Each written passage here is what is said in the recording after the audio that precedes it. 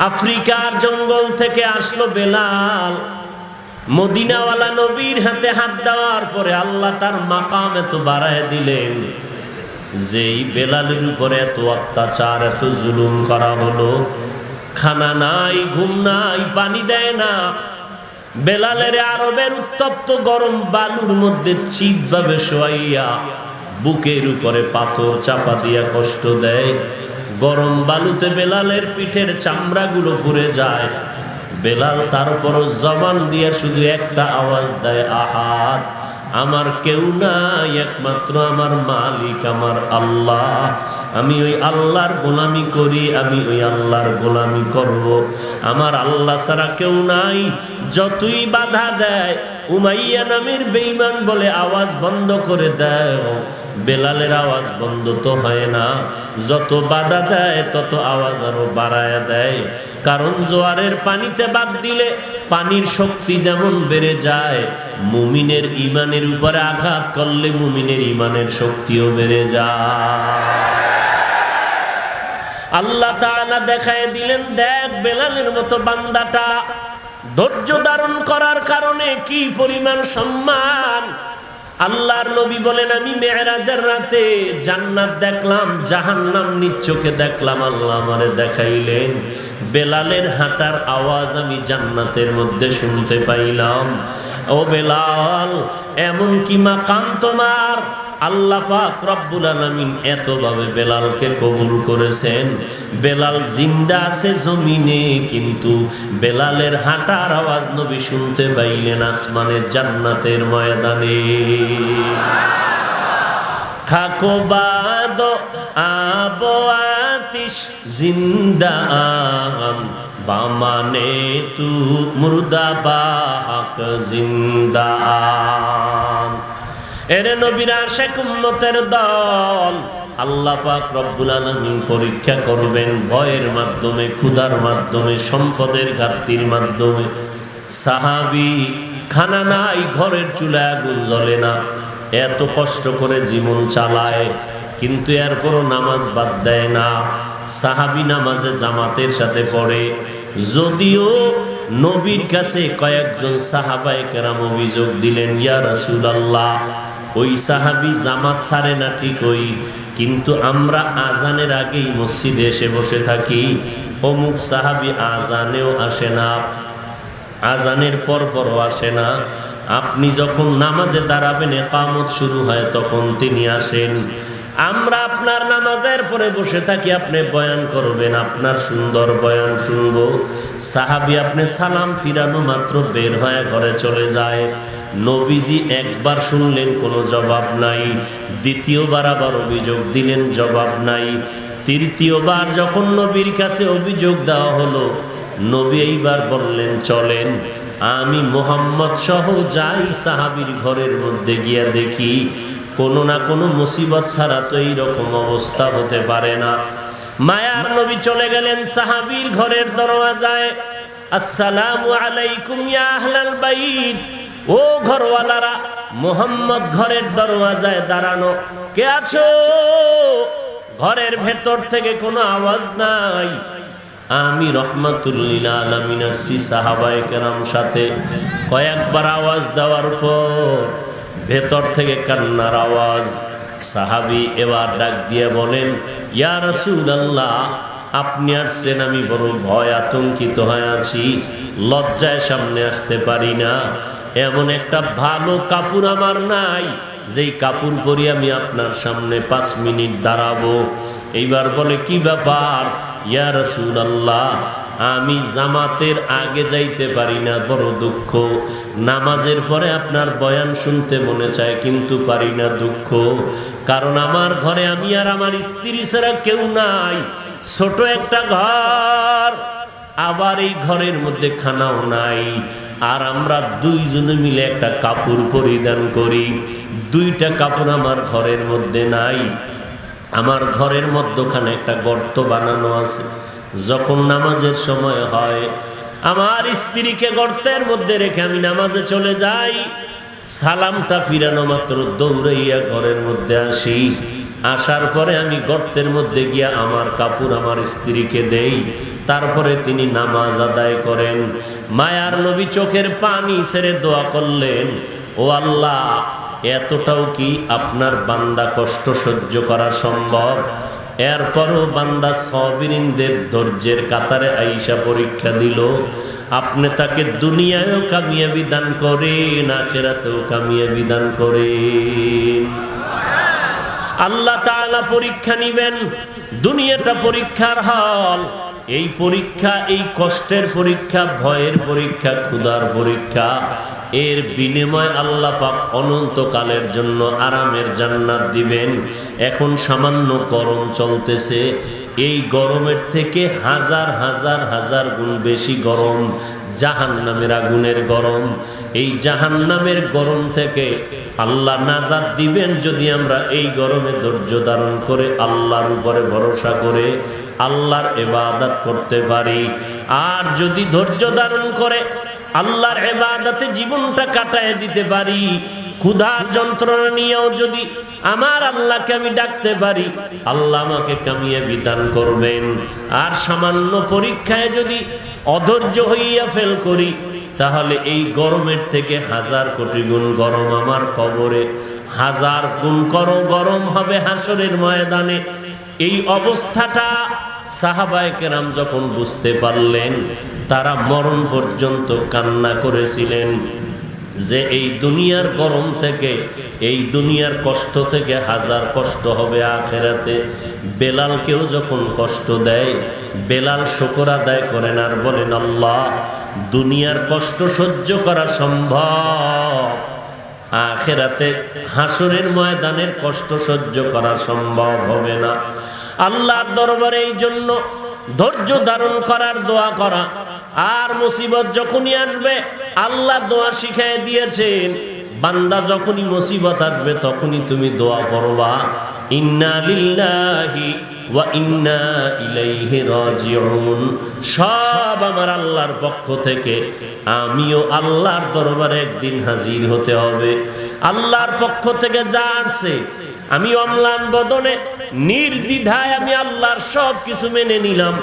এর উপরে আমার কোনো মন্তব্য নাই। আল্লাহ যেইভাবে আমাকে রাখেন আমি ওইভাবেই থাকতে রাজি। এই নিয়ামতের উপরে আমি আল্লাহর উপরে খুশি হয়ে গেলাম। এইভাবে ধৈর্য ধারণ করিয়া যারা দুনিয়ার সামান্য জীবনের মধ্যে চলতে পারবে, আল্লাহ বলেন, এরে বান্দা, অনন্তকালের জন্য এমন জান্নাত আমি তোমাকে দিব, যারে ছোট একটা জান্নাত দিব এই দুনিয়া নামক গ্রহের থেকে 10টা গ্রহের সমান পাবে একটা জান্নাত। বেহেশত আজাকে আজারে নবাসত, কাছে রাবা কাছে কারে নবাসত। ইয়া আইয়ুহাল্লাযীনা আমানুস্তাঈনু বিস-সাবরি ওয়াস-সালাহ, ইন্নাল্লাহা মা'আস-সাবিরিন। আল্লাহ বলেন, তোমরা নামাজ সবরের দ্বারা সাহায্য চাও, আমি সাবিরিনদের সাথেই থাকি। কতক্ষণ? কতক্ষণ? সব সময়। মা'আস সাবিরিন, মা মানিও সাথে থাকা, আর বিস-সাবিরিন বা মানিও সাথে থাকা। বা সাথে থাকা মানে কিছুক্ষণ, আর মা সাথে থাকার অর্থ সব সময়। তাহলে যারা সাবিরিন, কিসের উপরে সবর? 3টা জিনিসের বেলায় সবর। কয়টা? সবর ফিল মুসিবা, সবর ফিল মাসিয়া, সবর ফিল ইবাদা। মুসিবতের সময় ধৈর্য, গুনাহের বেলায় ধৈর্য, ইবাদতের বেলায় ধৈর্য। এই 3 সময় ধৈর্য ধারণ করলে আল্লাহ পাক তার সাথে থাকবেন সব সময়। তাহলে নগদ পুরস্কার কি? আল্লাহ তার সাথী হয়ে গেলেন। বাকি পুরস্কার হলো কিয়ামতের দিন আল্লাহ বিনা হিসাবে জান্নাত দিয়ে দিবেন। ইন্নামা ইউওয়াফাস সাবিরুনা আজরাহুম বিগাইরি হিসাব। বেগায়েরে হিসাব আল্লাহ জান্নাত দিবেন। আমরা জান্নাত চাই তো ইনশাআল্লাহ, হিসাব দিয়া না হিসাব ছাড়া? তাহলে হিসাব ছাড়া জান্নাত পাওয়ার একটা রাস্তা কি? সাবিরিনদের অন্তর্ভুক্ত হও। আর সাবিরিনদেরকেই আল্লাহ পাক পরীক্ষা নিবেন এবং কামিয়াবিও দান করবেন।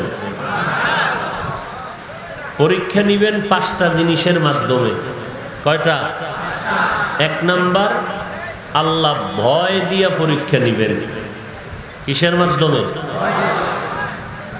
মিনাল খাউফি, ভয়ের মাধ্যমে।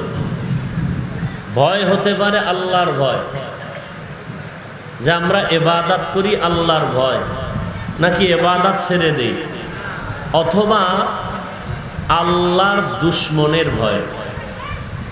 দুশমন যদি ভয় দেখায় নামাজ পড়তে পারবা না, ইবাদত করতে পারবা না, জিকির করতে পারবা না, পাগড়ি পড়তে পারবা না, দ্বীনের পথে কোনো সমাবেশ করতে পারবা না, এই ভয়ে কি তুমি আল্লাহর ইবাদত ছেড়ে দাও না ধরো?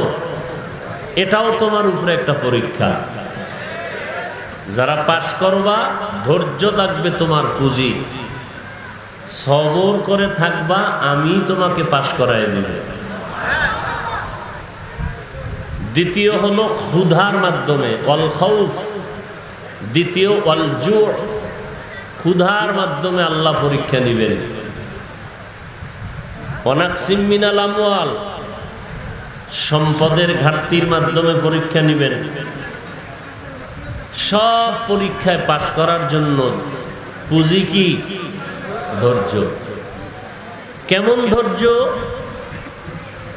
ধৈর্য আইয়ুব আলাইহিস সালামের মতো ধৈর্য, ইউসুফ নবীর মতো ধৈর্য। মুসিবতের বেলায় ধৈর্য।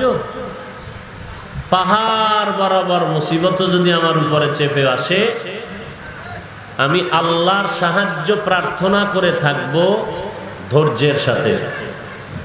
কিসের সাথে? ধৈর্যের সাথে। তাহলেই আমার পাস করা সম্ভব। কঠিন থেকে কঠিন মুসিবত আমার উপরে চেপে আসবে, যার কোনো ভাষা নাই প্রকাশ করা, না খাইয়া মরে যাইতেছি। এখন আমার হারাম লাইনে যাওয়া ছাড়া পথ নাই, নফসেও টানতেছে একটু লো না। অথচ সাহাবায়ে কেরাম পাহাড় বরাবর মুসিবতেও আল্লাহকে বলেন নাই। কি? বেলাল হাবশী রাদিয়াল্লাহু তাআলা আনহু কি পরিমাণ অত্যাচার সহ্য করেছেন, এরপরও জবানে কি আওয়াজ আসিল? আল্লাহ এক। আল্লাহ কি? এক। অর্থাৎ আমি এক আল্লাহর গোলামি করি, আর কারো গোলামি।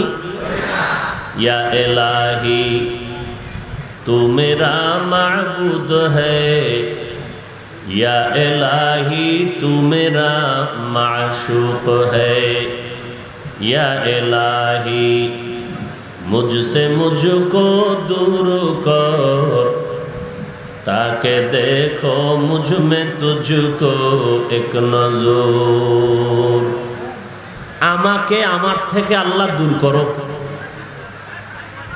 যদি আমাকে আমার থেকে দূর করতে পারি, তাহলে আমি আল্লাহকে দেখতে পারবো।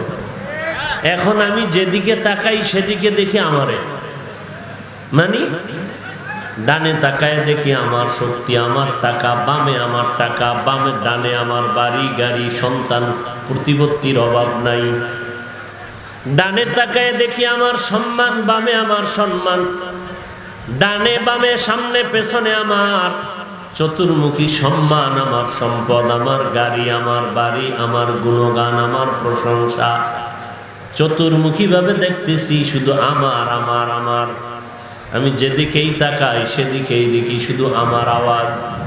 আমার মোহাব্বতের মানুষ, আমার মতো বড় বক্তা কেউ নাই, আমার মতো বড় ইমাম কেউ নাই, আমার মতো বড় মুফতি সাহেব কেউ নাই, বড় মুহাদ্দিস কেউ নাই, আমি দেখি চারদিকে আমি ছাড়া আর আমি কেউ নাই। আমি যেদিকেই নজর করি শুধু আমাকেই দেখতে পাই। আল্লাহ বলেন তোমার থেকে তোমাকে আগে দূর করো। কিভাবে দূর করবা? আমি বলি আমার একটা সুন্দর কণ্ঠ, এইটা চিন্তা করে এই কণ্ঠ তোমার না, এ কণ্ঠ দান করেছি আমি আল্লাহ। তুমি দেখতেছো শ্রোতাগুলো সব তোমার, এগুলো তোমার না, আমি আল্লাহ ওদের অন্তরে মোহাব্বত দিয়া দিলাম। তুমি টাকা দিয়া মানুষের অন্তরে মোহাব্বত ঢুকাইতে পারো নাই, অতএব মানুষের অন্তরে মোহাব্বত তৈরি করে দিলাম আমি আল্লাহ। অতএব তুমি ডাইনে তাকাইবা, যেদিকেই তাকাইবা দেখবা আমি আল্লাহর কুদরত। তুমি মনে করতেছো তোমার একটা সুন্দর বাড়ি, ওই বাড়ি উঠানোর মতো টাকা তোমাকে দান করেছি আমি আল্লাহ। অতএব তোমার বাড়ি না, আমি আল্লাহর দেওয়া বাড়ি। তুমি হইলা ভাড়াটিয়া। তুমি কি? তুমি একটা জায়গির বাড়ি আছো। জাগির বুঝেন না? ওই যে বেসালার থাকে ভাড়া, কিছুদিনের জন্য আমি আছি। আসলে জমিনের মালিক আমি আল্লাহ। যদি আমি দলিল নিলাম আমার নামে দলিল করা, এই জমিনের মালিক আমি বলে এটা সাময়িক সময়ের জন্য তোমাকে দলিল দেওয়া হলো। আসলে জমিনের মালিক আমি আল্লাহ। নিজের থেকে নিজেকে দূর করে দাও, দেখবা তখন তোমার ছেলে মনে করতেছো তোমার আপন না। ছেলে দান করেছি আমি আল্লাহ, মেয়ে দান করেছি আমি আল্লাহ। আমি আল্লাহ পাক তোমাকে দিয়েছি। অতএব এই ছেলে তোমার না, এই মেয়ে তোমার না, এই টাকা পয়সা তোমার না। তুমি যেদিকেই তাকায় দেখবা আসলে তুমি তোমার না। আমি নিজে মনে করি আমার, আসলে কিছুই আমার না। আমি মরিয়া গেলে আমার চেয়ারের মালিক আর একজন হয়ে যাবে, আমার এই জামার মালিক আর একজন হয়ে যাবে, আমার ঘড়ির মালিক আর একজন হয়ে যাবে, আমার বিছানার মালিক আর একজন হবে। এমনকি আমাকে যেই কবরের মধ্যে রাখা হবে, ওই কবরের জায়গাটার মালিকও আমি না। কি?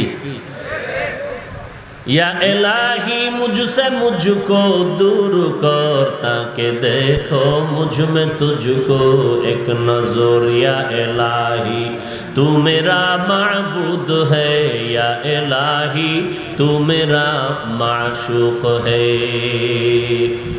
सब কিছুর মূলে কে? হায়াতের মালিক। তাহলে আমার বয়স কত, হায়াত বাড়লো কত, সব বাহাদুরি আমার না, কার? চেহারা সুন্দর কে দিছেন? বাড়ি গাড়ির মালিক কে বানাইছেন?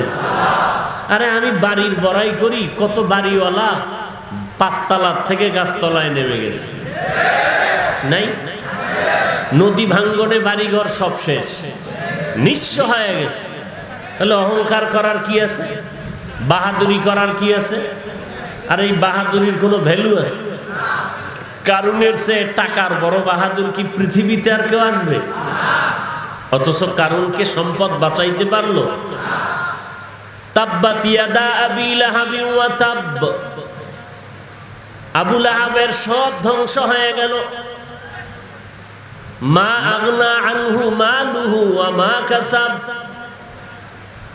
মাল সহ তার সব কিছু ধ্বংস হয়ে গেল, কামাই রুজি সব শেষ। আল্লাহ বলেন তুমি মনে করো তোমার মাল তোমারে বাঁচায় রাখবে? ওয়াইলুল লিকুল্লি হুমাযাতিল লুমাযা আল্লাযী জামাআ মালান ওয়া আদ্দাদা ইয়াহসাবু আন্না মালাহু আখলাদা। মানুষ মাল গণনা করে, বাড়লো কত কমলো কত, এই মাল আমাকে বাঁচাবে। আল্লাহ বলেন কাল্লা, কখনো না, বরং এই মাল তোমাকে কি করবে? লায়ুম বাজান্না ফিল হুতামা, হুতামা নামক জাহান্নামে তোমাকে মাল পৌঁছায় দিবে। এই মাল যদি বাঁচাইতে পারতো তো কারুনের বাঁচাইতে পারতো। সম্পদের এত মালিক, কারুনকে বাঁচাইতে পারে নাই। অতএব তুমি মালের বড়াই করবা না, এই সম্পদ তোমাকে বাঁচাতে পারবে না। যমুনা গ্রুপের মালিক, টাকার অভাব নাই, কি পরিমাণ টাকা আল্লাহ তারে দিয়েছেন সেও জানে না। করোনায় পড়ার পর এত হাজার কোটি টাকা দিয়া চাইলো, ডাক্তার আমার জীবনটা বাঁচাইয়া দাও। ডাক্তারেরা জীবন দিতে পারলো না। যমুনা গ্রুপের মালিক কবরে চলে গেল, তার সম্পদ সব করে রইল। সাথে নিয়ে গেছেন কিছু? হ্যাঁ, খালি হাতে চলে গেলেন। গোটা পৃথিবীর শাসক ছিলেন দুইজন, গোটা পৃথিবী নামক গ্রহটার শোষক ছিল দুইজন। শোষক দুইজন, দুজন জালেম, শোষণ করত। একজন হলো নমরুদ আর একটা বখতে নসর। আর শাসক দুইজন শাসন করেছেন গোটা দুনিয়া। একজন পয়গম্বর সুলাইমান আর একজন বাদশাহ জুলকারনাইন। এই বাদশাহ জুলকারনাইনের ইতিহাস পাওয়া যায়। তিনি গোটা দুনিয়াটা শাসন করার পরে ইন্তেকাল হওয়ার আগ মুহূর্তে ভক্তদের বলে গেলেন, আমার ইন্তেকাল হওয়ার পরে জানাজা কমপ্লিট করে কবরের দিকে যখন নিবা, কাফন দিয়া দুটো হাত এভাবে বের করে বাজারে ঘুরাইয়া মানুষের দেখায় নিও। যখন এমন করা হয়, দুনিয়াওয়ালারা ডাক দিয়া কয়, তাকায় দেখ, সারা দুনিয়ার বাদশাহী পাইয়াও লোভ সামলাইতে পারে নাই, মরণের পরেও হাত বিছাইয়া আরো চায়। মুমিনেরা কয়, না না, বাদশাহ জুলকারনাইন কিছুই চায় না, বরং দুনিয়া টাকাওয়ালার গোলামদের জানায় দিল, তাকায় দেখ, সারা দুনিয়ার বাদশাহী করিয়াও আজ খালি হাতে কবরে রওনা দিল। সারা দুনিয়ার বাদশাহী করে আজ খালি হাতে কবরে রওনা। কই গেল টাকাওয়ালা ফেরাউন? কই গেল নমরুদ, হামান, কারুন, সাদ্দাত? আজকে ওদের নাম নেওয়ার মতো কোনো মানুষ দুনিয়াতে নাই। আল্লাহ যদি কোরআন শরীফে এদের নাম না দিত, মনে হয় জমিনে কেউ জানতো না এত বড় বেঈমান জমিনে আছিল। আল্লাহ পাক আবার নমুনাটা চাক্ষুষ প্রমাণ করার জন্য প্র্যাকটিক্যাল ফেরাউনের লাশটা জমিনে রেখে দিলেন। কোথায়? এখনো লাশটা পড়ে আছে, মশাও যায় না, মাছিও। কোটি টাকার মালিক দেখো, অভাব হয় না দূর, গরিব ঘুমায় আরাম করে, মনটা বাহাদুর। ফেরাউনের লাশটা দেখো, মিশর জাদু ঘরে, খায় না মাটি, পোকা মাছি সবাই ঘৃণা করে। হৃদয় থাকিবে যার নম্রতা সদা, রহমত আসিবে সেথা প্রভুর ওয়াদা। বড়র বড়াই থাকলে দিলে রহমত আসবে না, নিজেকে নিজে ছোট মনে করিও সদা। উঁচু জমিন থেকে পানি নিচু জমিনে যায়, তেমনি খোদার রহমত আসে নম্রতার হৃদয়। ভোগবিলাসের বাড়ি গাড়ি পরে রবে সব, থাকতে সময় স্মরণ করো আল্লাহ আমার রব। থাকতে সময় স্মরণ করো আল্লাহ আমার রব। কিচ্ছু না, আমিও আমার না। কি আমিও? আচ্ছা আমি বলি জামাটা আমার, মরণকালে এটা দিবে আমারে? ভিতরের গেঞ্জিটা বেলেট ল কাটো, বেলেট দিয়া কেটে রেখে দিবে। কি এই জামাটাও দিবে না? বলছি আমার জামা, আমার গেঞ্জিটা পর্যন্ত বেলেট দিয়া কেটে রেখে দিবে। সামান্য অল্প দামের 3টা সাদা কাফন আমার জন্য, আর কিছুই সাথে যাবে না। আল্লাহ বলেন, আমি জমিনে তোমাদের পাঠাইলাম পরীক্ষা দেওয়ার জন্য, ধৈর্য ধারণ করে চলো, আমি পাশ করায় দিব। আফ্রিকার জঙ্গল থেকে আসলো বেলাল, মদিনাওয়ালা নবীর হাতে হাত দেওয়ার পরে আল্লাহ তার মাকাম এত বাড়ায় দিলেন, যেই বেলালের উপরে এত অত্যাচার, এত জুলুম করা হলো, খানা নাই, ঘুম নাই, পানি দেয় না। বেলালের আরবের উত্তপ্ত গরম বালুর মধ্যে চিৎভাবে শোয়াইয়া বুকের উপরে পাথর চাপা দিয়া কষ্ট দেয়। গরম বালুতে বেলালের পিঠের চামড়াগুলো পুড়ে যায়, বেলাল তারপরও জবান দিয়ে শুধু একটা আওয়াজ দেয়, আহাদ, আমার কেউ নাই, একমাত্র আমার মালিক আমার আল্লাহ। আমি ওই আল্লাহর গোলামি করি, আমি ওই আল্লাহর গোলামি করব। আমার আল্লাহ ছাড়া কেউ নাই। যতই বাধা দেয়, উমাইয়া নামের বেঈমান বলে আওয়াজ বন্ধ করে দেয়, বেলালের আওয়াজ বন্ধ তো হয় না। যত বাধা দেয় তত আওয়াজ আরো বাড়ায় দেয়। কারণ জোয়ারের পানিতে বাদ দিলে পানির শক্তি যেমন বেড়ে যায়, মুমিনের ইমানের উপরে আঘাত করলে মুমিনের ইমানের শক্তিও বেড়ে যায়। আল্লাহ তাআলা দেখায় দিলেন, দেখ বেলালের মতো বান্দাটা ধৈর্য ধারণ করার কারণে কি পরিমাণ সম্মান। আল্লাহর নবী বলেন, আমি মেরাজের রাতে জান্নাত দেখলাম, জাহান্নাম নিজ চোখে দেখলাম। আল্লাহ আমারে দেখাইলেন, বেলালের হাঁটার আওয়াজ আমি জান্নাতের মধ্যে শুনতে পাইলাম। ও বেলাল, এমন কি মাকাম তোমার! আল্লাহ পাক রব্বুল আলামিন এতভাবে বেলালকে কবুল করেছেন। বেলাল জিন্দা আছে জমিনে, কিন্তু বেলালের হাঁটার আওয়াজ নবী শুনতে পাইলেন আসমানের জান্নাতের ময়দানে। থাকো বাদ আবো আতিশ জিন্দা বামানে তু মুর্দা বাক জিন্দা। এরে নবীর আশিক উম্মতের দল, আল্লাহ পাক রব্বুল আলামিন পরীক্ষা করবেন ভয়ের মাধ্যমে, ক্ষুধার মাধ্যমে, সম্পদের ঘাটতির মাধ্যমে। সাহাবী খানা নাই, ঘরের চুলায় আগুন জ্বলে না, এত কষ্ট করে জীবন চালায়, কিন্তু এরপরও নামাজ বাদ দেয় না। সাহাবী নামাজে জামাতের সাথে পড়ে।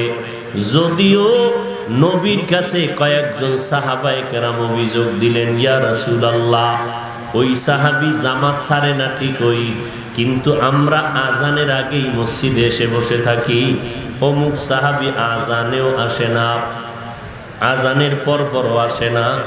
আপনি যখন নামাজে দাঁড়াবেন, ইকামত শুরু হয়, তখন তিনি আসেন। আমরা আপনার নামাজের পরে বসে থাকি, আপনি বয়ান করবেন, আপনার সুন্দর বয়ান শুনবো। সাহাবী আপনি সালাম ফিরানো মাত্র বের হয়ে ঘরে চলে যায়। নবীজি একবার শুনলেন, কোনো জবাব নাই।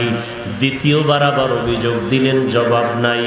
তৃতীয়বার যখন নবীর কাছে অভিযোগ দেওয়া হলো, নবী এইবার বললেন, চলেন আমি মুহাম্মদ সহ যাই সাহাবীর ঘরের মধ্যে গিয়া দেখি, কোনো না কোনো মুসিবত ছাড়া তো এইরকম অবস্থা হতে পারে না। মায়ার নবী চলে গেলেন সাহাবীর ঘরের দরওয়াজায়। আসসালামু আলাইকুম ইয়া আহলাল বাইত, ও ঘরওয়ালারা, মুহাম্মদ ঘরের দরওয়াজায় দাঁড়ানো, কে আছো? ঘরের ভেতর থেকে কোনো আওয়াজ নাই। আমি রহমাতুল লিল আলামিন আসছি সাহাবায়ে কেরাম সাথে। কয়েকবার আওয়াজ দেওয়ার পর ভেতর থেকে কান্নার আওয়াজ। সাহাবী এবার ডাক দিয়ে বলেন, ইয়া রাসূলুল্লাহ, আপনি আসছেন, আমি বড় ভয় আতঙ্কিত হয়ে আছি, লজ্জায় সামনে আসতে পারি না। এমন একটা ভালো কাপড় আমার নাই, যেই কাপড় পরি আমি আপনার সামনে 5 মিনিট দাঁড়াবো। এইবার বলে, কি ব্যাপার? ইয়া রাসূলুল্লাহ, আমি জামাতের আগে যাইতে পারি না, বড় দুঃখ। নামাজের পরে আপনার বয়ান শুনতে মনে চায়, কিন্তু পারি না, দুঃখ। কারণ আমার ঘরে আমি আর আমার স্ত্রী ছাড়া কেউ নাই, ছোট একটা ঘর, আবার এই ঘরের মধ্যে খানাও নাই। আর আমরা দুইজনে মিলে একটা কাপড় পরিধান করি, 2টা কাপড় আমার ঘরের মধ্যে নাই। আমার ঘরের মধ্যখানে একটা গর্ত বানানো আছে, যখন নামাজের সময় হয় আমার স্ত্রীকে গর্তের মধ্যে রেখে আমি নামাজে চলে যাই। সালামটা ফিরানো মাত্র দৌড়াইয়া ঘরের মধ্যে আসি। আসার পরে আমি গর্তের মধ্যে গিয়া আমার কাপড় আমার স্ত্রীকে দেই, তারপরে তিনি নামাজ আদায় করেন।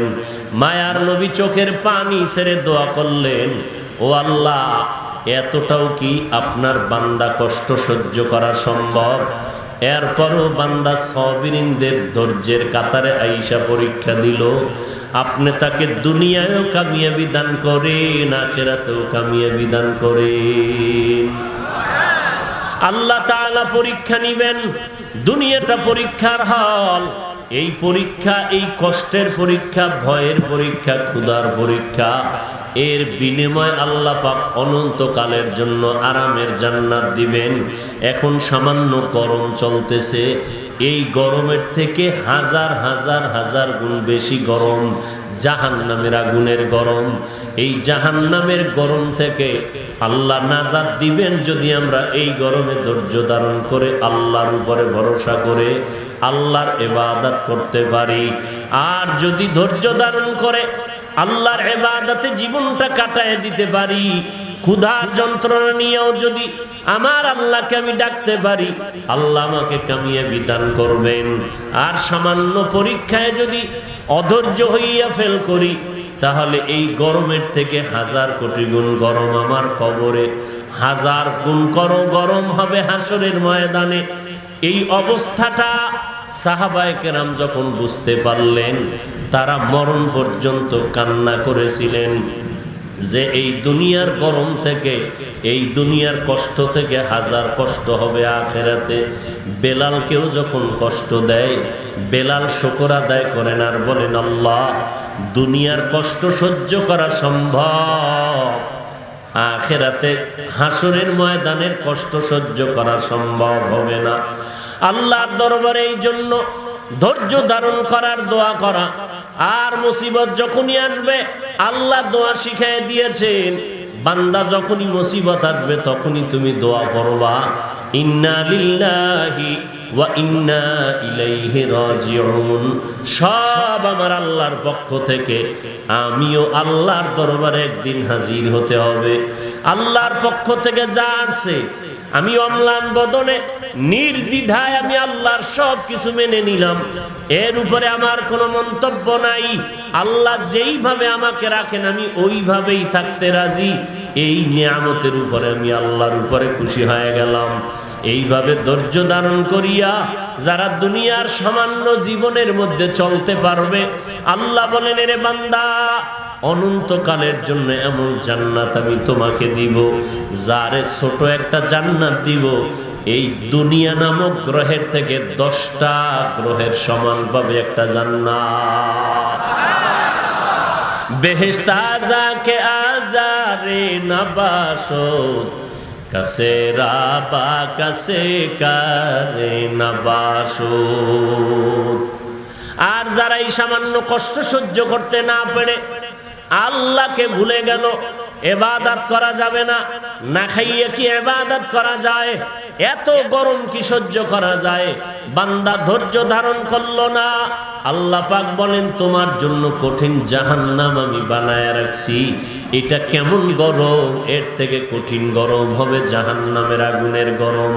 নবী বলেন, 500 বছর দূরের থেকে জাহান্নামের গরম বাতাস যখন আসবে, জাহান্নামীদের শরীরের মধ্যে বাতাসটা লাগা মাত্র চামড়াগুলো খসে খসে পড়া শুরু হয়ে যাবে।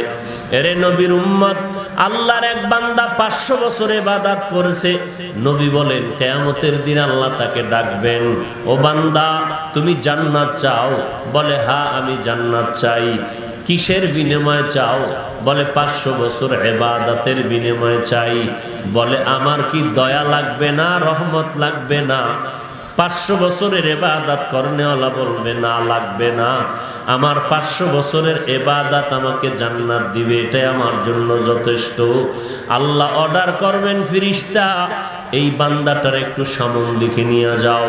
কিছু দূর যখন নিয়ে যাবে, হঠাৎ করে দেখবে গরম বাতাস, কলিজা শুকায় যাচ্ছে, পানির পিপাসায় কলিজা ছটফট করবে। ওই বান্দা বলবে, ও ভাই, আমার একটু পানি দাও, কে আছো, এক গ্লাস পানি দাও। আল্লাহর এক ফেরেশতা এক গ্লাস পানি নিয়ে বান্দার সামনে হাজির হবে। পানি চাওনি? বলে, চাই। দাও। বলে, পানি এমনি দিব না, বিনিময় লাগবে। বলে, কি চাও বিনিময়? বলে, আমার এক গ্লাস পানির বিনিময় হলো 500 বছরের ইবাদত। ওই আবেদ বলবে, 500 বছরের ইবাদত দিয়া দিলাম, আমাকে এক গ্লাস পানি দাও। এক গ্লাস পানি পান করলো কিসের বিনিময়?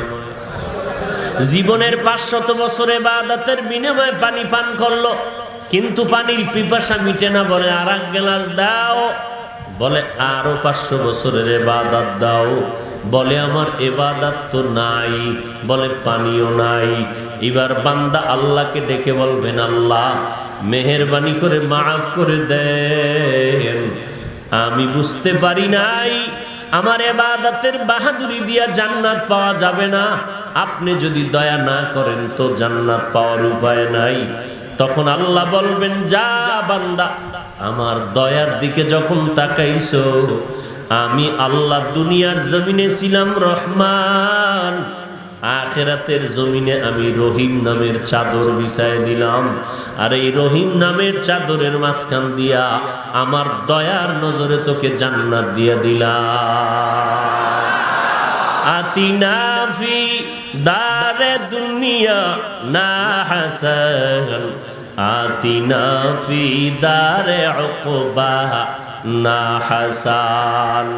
এই জন্যই হাজার হাজার ইবাদত করার পরেও খাঁটি যারা আল্লাহওয়ালা, এরা এত পরিমাণে ইবাদত করেছেন, জীবনে দাড়ির মধ্যে অস্ত্র লাগান নাই, গুনার কাছেও ইচ্ছা করে যান নাই, বেপরদায় চলেন নাই, জিহ্বা দ্বারা মিথ্যা কথা ইচ্ছা করে বলেন নাই, ভুলেও যদি বলে ফেলেন তওবা করতেও দেরি করেন নাই, কোন মানুষকে কথা দিয়ে কষ্ট দেন নাই, কোন মাখলুকতের কষ্ট দেন নাই।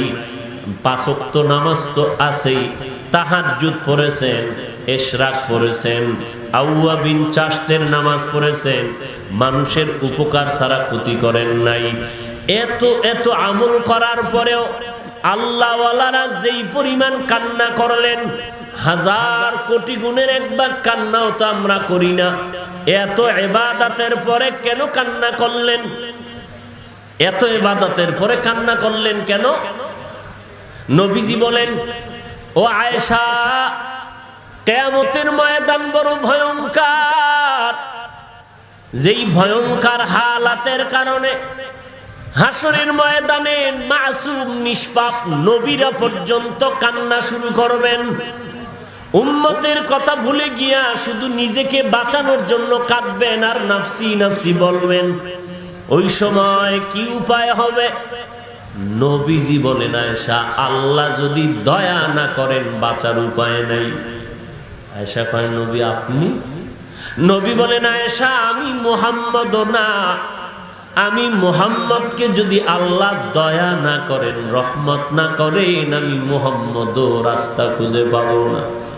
হাসরের ময়দান এমন ভয়ঙ্কর, যেই সূর্যটা আজকে জমিন থেকে 9,30,00,000 মাইল উপরে, জমিন থেকে 13 লক্ষ গুণ বড়।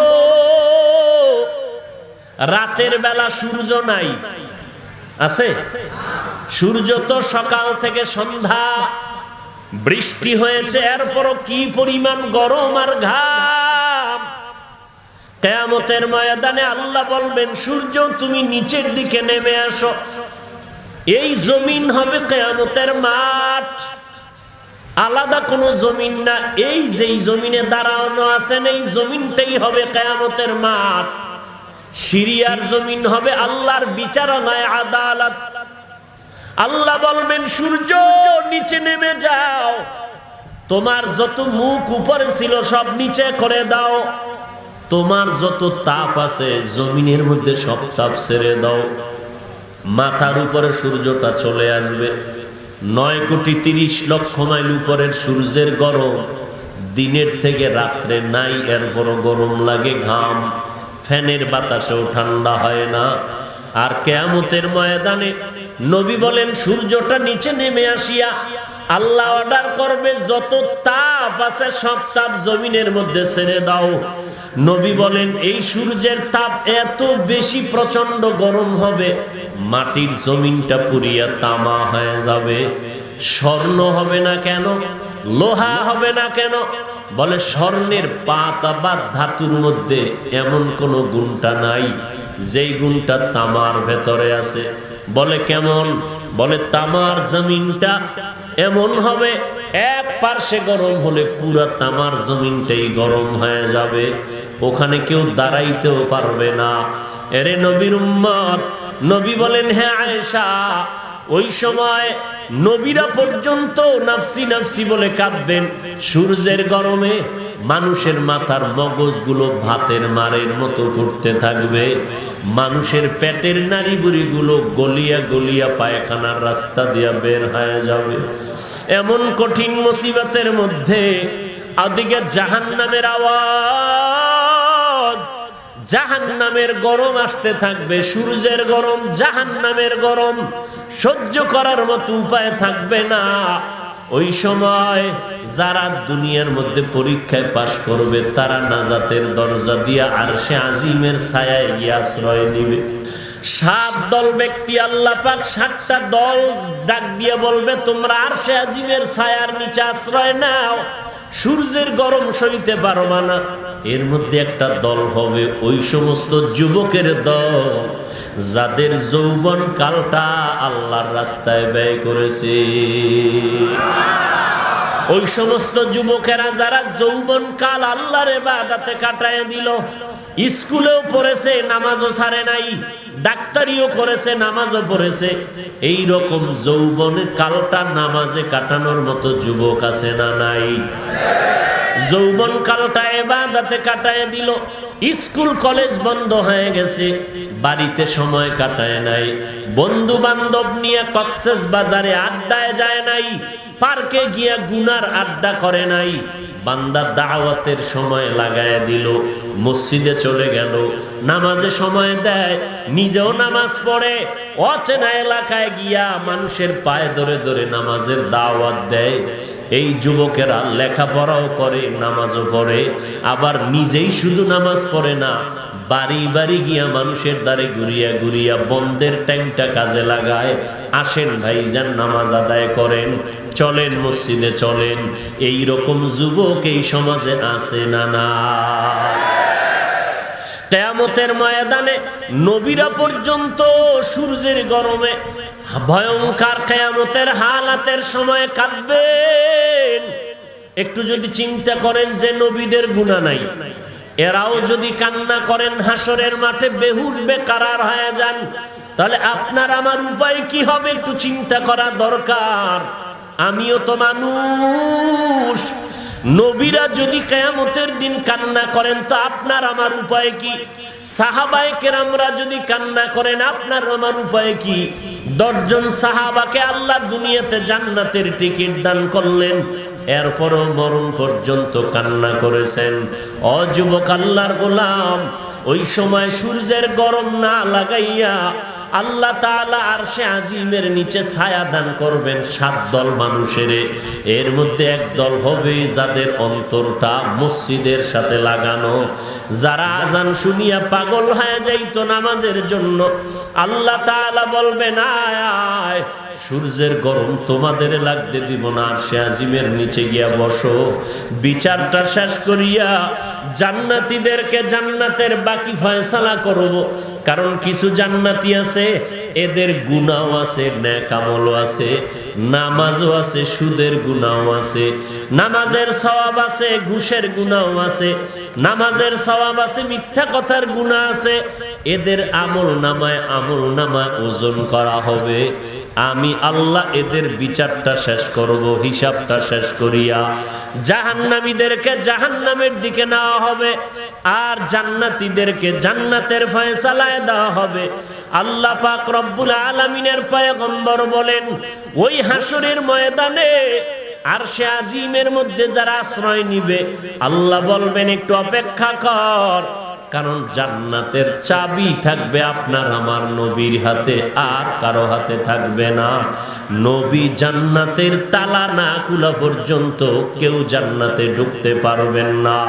নবী বলেন আমি গিয়া জান্নাতের দরজা খুলবো, এরপরে আমি সবার আগে জান্নাতের মধ্যে প্রবেশ করব, এরপরে পেছনে পেছনে আমার মুমিন উম্মতেরা জান্নাতে ঢুকবে, আমার মোহাব্বতের উম্মতেরা জান্নাতে আসবে।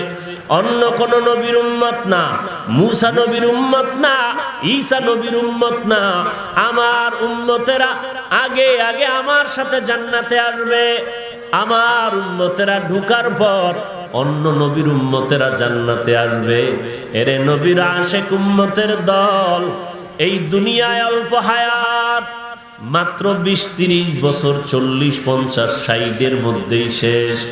আমার বয়স 30, আমি আর কয় বছর বাঁচবো কোনো গ্যারান্টি নাই। আল্লাহর নবী পর্যন্ত কবরের চিন্তা, হাসরের ময়দানের চিন্তায় বেকারার কান্না বেহুশ হয়ে যেতেন। আম্মা জান আয়েশা রাদিয়াল্লাহু আনহা বলেন, দেখি একদিন নবী বসে বসে আমার রুমের মধ্যে কান্না করেন। আমি জিজ্ঞাসা করলাম, নবী, আমি আয়েশা কোনো বেয়াদবি করছি নাকি? বলেন না। তো কাঁদেন কেন?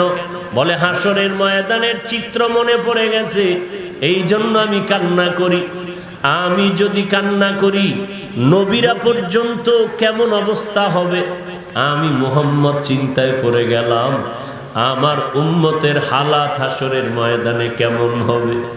যেই উম্মতেরা গুনাহ নিয়ে কবরের দেশে যাবে, হাসরের ময়দানে উঠবে, আমি মুহাম্মদ, আমার উম্মতের এমন আশিক আমি মুহাম্মদ, একটা উম্মত জাহান্নামে থাকা অবস্থায় আমি মুহাম্মদ জান্নাতে যাব না। আমার উম্মতের হালাত কেমন হবে? আমি মুহাম্মদ আমার উম্মতের জন্য এতটাই আশিক, আমার উম্মতেরা গুনাহ নিয়ে যদি হাসরের ময়দানে উঠে জাহান্নামের আগুনের মধ্যে জ্বলবে, আমি নবী সহ্য করতে পারবো না। আমি উম্মতের চিন্তায় চোখের পানি ছেড়ে কাঁদতেছি। আর ওই নবীর ওয়ারিস ওলামায়ে কেরাম আজ দেশের বিভিন্ন জায়গায় গিয়া মানুষের পায়ে ধরে ধরে কান্না করেন। কারণটা কি? তারা কান্না করেতে এই কথা বলেন না, লেখাপড়া করা বন্ধ করো, চাকরি ছেড়ে দাও, খানা দানা বন্ধ করে দাও, এই কথা তো কেউ বলেন না। চাকরিও করো, ব্যবসাও করো, লেখাপড়াও করো, মাওলার মোহাব্বত নিয়ে নামাজ পড়ো, পর্দা করো, হালাল খাও। কারণ যারা 24টা ঘন্টা আমল করিয়াও জাহান্নামের মোরাকাবা করিয়া চোখের পানি ছেড়ে কান্না করেন, ওই জাহান্নামের মোরাকাবা করে ভয় আতঙ্কিত হয়ে গেলেন। আমরা আমল করিয়াও যদি কাঁদি, আমার উপায় কি হবে? তাহলে যারা নামাজ পড়ে না, রোজা রাখে না, পর্দা করে না, হালাল খায় না, এদের কবরের হালাতটা কেমন হবে? মদিনার নবী বলেন, একটা জিন্দা বকরির চামড়া খুললে যেমন কষ্ট, এর থেকে 70 গুণ কষ্ট হবে একটা বেনামাজির জান কবজের সময় কষ্ট হবে। আমরা তো দেখি নামাজি বান্দার জান কবজ বেনামাজিরটা একই, কিন্তু না না, আল্লাহ মাঝে মাঝে দেখায় দেয় বেনামাজির জান কবজের সময় হাত পা উল্টাইয়া যায়, চোখ উল্টাইয়া যায়। কারণ নবী বলেন, যখন আজরাইল আসে জান কবজের জন্য, তখন বেনামাজি কোন জাহান্নাম পাবে, ওই জাহান্নামের চিত্রটা তার সামনে ধরে, ওটা দেখে তার চোখ উল্টাইয়া যায়। নবী বলেন, এই মৃত্যুর যন্ত্রণা এতটাই যে মারাত্মক, ওর হাত পা উল্টাইয়া যায়, রুহুটা বের হতে চায় না, রুহুটা পালাইতে শুরু করে। আজরাইল যখন একটা থাবা দেয়, তখন রুহুটা তার হাতের মুষ্টিতে চলে যায়, আর কেউ বাধা দিয়া রাখতে পারে না। অনেকে পায়খানা প্রস্রাব পর্যন্ত করে দেয়। এরে আল্লাহর বান্দা, আল্লাহর কোরআনকে মিথ্যা মনে করার সুযোগ নাই। সমস্ত নবীরা পর্যন্ত যদি কান্না করে থাকেন, আউলিয়া কেরামরা যদি কান্না করেন, কারণটা কি? একমাত্র কারণ জাহান্নামের আযাবের ভয়। তাহলে আপনি আমি যারা নামাজ পড়ি না, যারা পড়ি আবার নামাজটা নামাজের মতো পড়ি না, আপনার আমার কি পরিমাণ কান্না করা দরকার। আল্লাহ তো খানাও খাইতে নিষেধ করেন নাই, ঘুমাইতেও নিষেধ করেন নাই, বরং আল্লাহ বলেন গুনাহ থেকে বেঁচে থাকো, খানা খাও, হারাম খাইও না, মানুষের সাথে কথা বলো, মিথ্যা বলিও না, মানুষের উপকার করো, ক্ষতি করিও না, চাকরি করো, ব্যবসা করো, হারাম রাস্তায় ব্যবসা করিও না। আল্লাহ তো সব রাস্তা খোলা রাখছেন, সীমাবদ্ধতার ভেতরে। স্বাধীনভাবে অপরাধের দিকে যাইও না। দুনিয়াতেই যারা সীমা লঙ্ঘন করে, এরাই কিন্তু আবার বিপদের দুনিয়াতেই পড়ে। যেই মন্ত্রী এমপি কে র্যাব আর্মি বিডিআর এরা সেলিউট দেয়, এত সম্মান, আবার এদের মধ্যে এরাই আবার এদের হাতে হ্যান্ডকাপ লাগায়। দুর্নীতির কারণে, চাঁদাবাজির কারণে অন্যায় করতে করতে সীমা লঙ্ঘন করার কারণে মরার পরে নয় আগেই দুনিয়াতে তার বিপদ শুরু হয়ে যায়, তাহলে আল্লাহর কোরআনটা কেন মিথ্যা মনে করলেন? ওলামায়ে কেরামের কথা কেন এত হালকা মনে করলেন?